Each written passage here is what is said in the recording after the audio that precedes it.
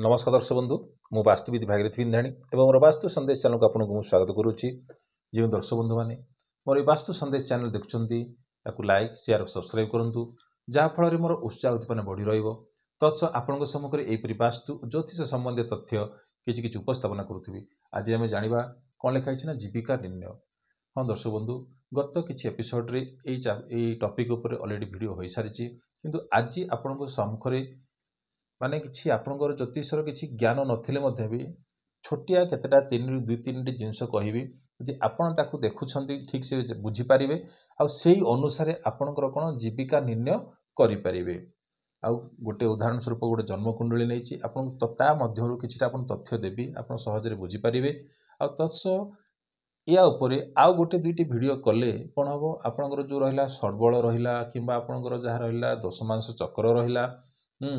किंबा आपन जहाँ भी किसी नवमांश कुंडली रहा तीन चारोटी कुंडली काटी सारा पर आपन से वीडियो रे टोटाली आपन क्लेरिफिकेशन हो पारे। किंतु आपन जदि किसी जना नहीं तापन दरकार सॉफ्टवेयर किंतु या पई कोन आपन को सहजरे जानि परिबे जे आपन क्यों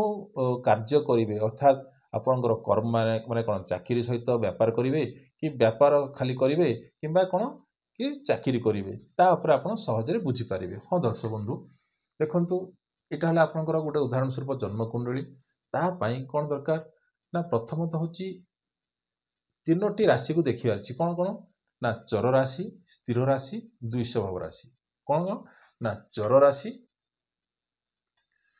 स्थिर राशि आउट आसला दुई स्वभाव राशि ए तीनोटी जिनस को आपण कौन ना अकाउंट को नवा पड़ो। चर राशि माने कौन ना माने आप नीतिदिनिया डे टू डे लाइफ रे आपन जहाँ किसी काम करुछंती जहाँ किसी काम सीटा होछि ना कोन चर राशि। उदाहरण स्वरूप सेल्स एंड मार्केटिंग आसीबो आपनकर ब्रोकर मध्य आसीबो किबा आपनकर LIC एजेंट आसीबो किबा इंश्योरेंस सेक्टर रे जहाँ भी किसी काम करुछंती किबा आपनकर किसी छोटिया दुकान दैछंती ताको कोन डेली जिबा आसीबा करुछंती सेटा आपनकर कोन समय अतिबाहित करुछंती सेटा आपनकर किसी उपार्जन करुछंती। तो एटा होछि कोन आपन चर राशि। चर राशि रे कोन कोन आसीला को राशि आउछि ना 1 4 7 10 कौन ना 1 4 7 10 अर्थात मेष राशि कर्कट राशि तुला राशि आउट आसला कौन मकर राशि एमाने कौन है ना चर राशि। आउ स्थिर राशि कोटा ना 2 5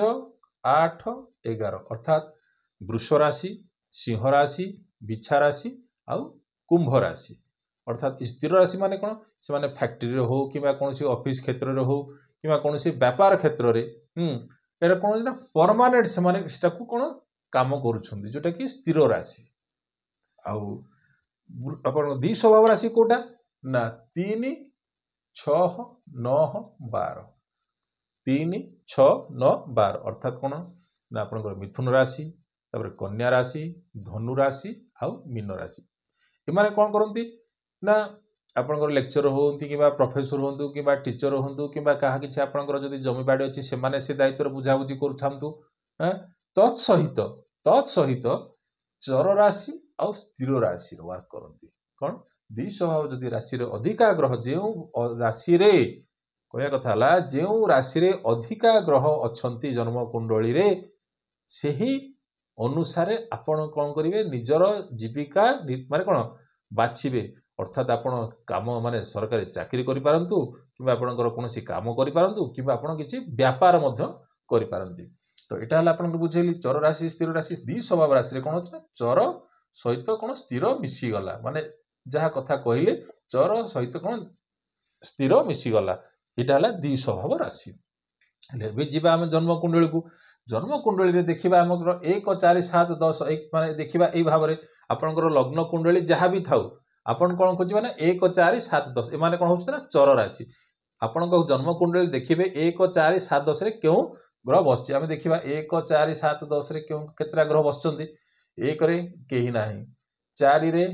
मंगल बसछि 7 रे दुईटी ग्रह बसचंती 10 रे केही ग्रह नाही अर्थात कोन आमे पाइले एठी ना 2 1 3 टी ग्रह पाइले एठी। आ स्थिर राशि रे केतेटी ग्रह पाइबा ना 2 5 8 11 2 5 8 11 2 रे किए अच्छे कहीं ना 5 रे किए अच्छा ना गोटे ग्रह अच्छी आउ 8 रे केते ग्रह अच्छी ना गोटे ग्रह अच्छी 11 रे ग्रह अच्छा कि ना अर्थात एठी केतेटा ग्रह मिलला ना 2टी ग्रह मिलला तापर 3 6 9 12 जीवा 3 6 9 12 जोटा कि 2 स्वभाव राशि रे 3 रे की अछि ना गोटे ग्रह अछि 6 रे गोटे ग्रह अछि 9 रे गोटे ग्रह अछि 12 रे की अछि ना गोटे ग्रह अछि अर्थात एठी केते पाइले ना 4 2 6 3 9 टा ग्रह हेला 9 टा ग्रह हेला ना तो आमु देखिले कोन ना 2 स्वभाव राशि रे अधिका ग्रह बसचंती 2 स्वभाव राशि रे अधिका ग्रह बसचंती आमे एठु फाइनल हैला कोन ना ए व्यक्ति जनक सरकारी काम करि परिबो बेसरकारी काम करि परिबो आ सहित कोन व्यापार मध्य भी करि परिबो ना कोन 2 स्वभाव चर सहित स्थिर मिसी गला 2 स्वभाव हेला तो आमे एठु जानिले जे गुटे पॉइंट जे ए बाबू जनक कोन दुईटा काम करि परिबो आकु व्यापार सूट करिवो आ कोन जहा भी किछि काम भी कर्म करूछंती प्राइवेट हो कि गवर्नमेंट हो जहाँ भी किसी हो से पक्ष कथा किंतु ए दुटार आपण कौन ना जीविका निर्वाह करि पारिबे नेक्स्ट के जीवा कौन ना दशम भाव कोठी जीवा कर्म क्षेत्र देखुचे आमे ना जीविका माने निर्णय करिबा तो दशम भाव को देखिबा कोठी कि ना दशम भावर स्वामी कुंडली रे दशम भावर स्वामी कुंडली रे जेउ भाव रे बसिची ता अनुसार मध्य भी कौन कार्य करि परिबा ले दशम भावर स्वामी किए 12 ले 12 स्वामी किए ना गुरु दशम भावर स्वामी दशम भावर स्वामी किए ना 12 लेखाई 12 अंक लेखाई 12 स्वामी किए ना गुरु केउ भाव रे बसिचे गुरु मिथुन राशि रे बसची ले मिथुन राशि कोठ आसिला देखंतु मिथुन राशि आसिला कोन 2 स्वभाव राशि आसिला तो एटा मध्य भी एठी कोन हला ना मैच कला दुईटा जिनस मैच कला देखंतु एठी आसिला 2 स्वभाव गुरु मध्य भी कोन आसिला ना 2 स्वभाव राशि रे मध्य भी एठी आसी गला आ तापर आमे कोठी की जीवा ना सप्तम भाव को देखिबा कोठी जीवा ना सप्तम भाव को मध्य देखिबा दशम भाव देखिले एटा हला कोन दशम भाव तापर जीवा कोठी की ना आपनकर सप्तम भाव को देखिबा सप्तम भाव को जो देखिबा सप्तम भाव कोन अछि एटा सप्तम भाव ले सप्तम भाव रे कोन अंक लिखाई छी ना 9 लिखाई छी सप्तम भाव रे कोन लिखाई छी 9 अंक लिखाई छी ले 9 रो स्वामी किए ना गुरु एगेन आउथरे आसिला ना कोन गुरु कोठ बसची ना मिथुन राशि रे बसची गुरु कोठ बसची ना मिथुन राशि रे बसची मिथुन राशि रे कोठ आसिला ना एठी आसिला कोन 2 स्वभाव राशि राशि गला तो दुईटा देखिले आमे कना सप्तम भाव कोन व्यापार एटा आसिला ना कर्मर एटा ला सप्तम भाव कोन ना व्यापार एटा ला कोन कर्म ले देखिला को दुईटा जाको आपण काम भी करि परिबे आ आपण कोन व्यापार मध्य भी करि परिबे तो आपण सहज रे जानले जे आपण को 2 स्वभाव माने दुईटा प्रकार रा काम करिया पड़े आइदर आपण व्यापार भी करि परिबे आपण सर्विस मध्य आपण किछि चाकरी मध्य भी किछि करि परिबे सहज ऊपर आपण जानि परले तापरे परे हम जीवा कोन एई जो जन्म कुंडली रे केउ ग्रह बेसी बलवान अछि एई जन्म कुंडली रे केउ ग्रह अधिका बलवान अछि से आपण लग्न पाई आपणकर कुंडली पाई कोन कारक थाउ किंबा न थाउ सेटे किछि जास नै किंतु आपण को देखिया पड़ो जन्म कुंडली केउ ग्रह जो 9टा ग्रह भितर केउ ग्रह आपणकर एठी कुंडली रे बलवान अवस्था रे अछि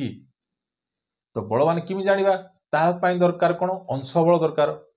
जदि आपनकर जो लेखा हेतिबो लग्न कुंडली रे लग्न केते डिग्री रे अछि बृहस्पति केते डिग्री रे अछि मंगल केते डिग्री रे अछि